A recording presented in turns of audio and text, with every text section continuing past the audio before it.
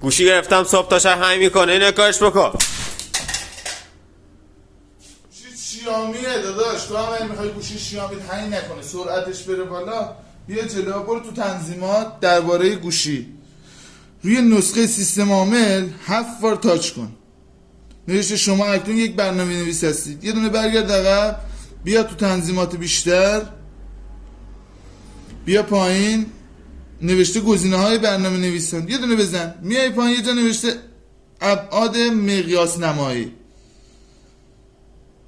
میای پایین مقیاس پویان نمایی پنجره، اینو میذاره روی نیم، اینم میذاره روی نیم، اینم میذاره روی نیم، میزنه میاد بیرون. تمام. سرعت گوشیت میره بالا، نه لگ میزنه نه هنگ میکنه هیچی.